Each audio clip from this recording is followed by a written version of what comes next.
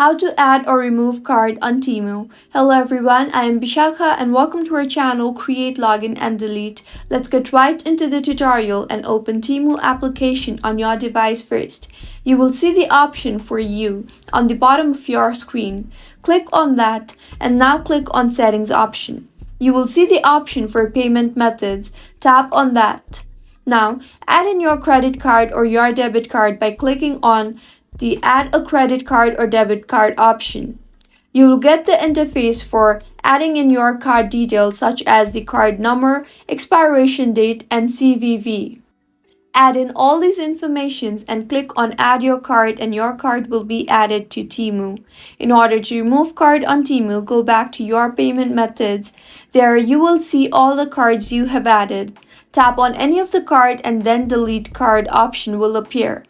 Go ahead and tap on that and your card will be removed from Temu. If you find this tutorial helpful, do subscribe to our channel. Thank you for staying with us until the end.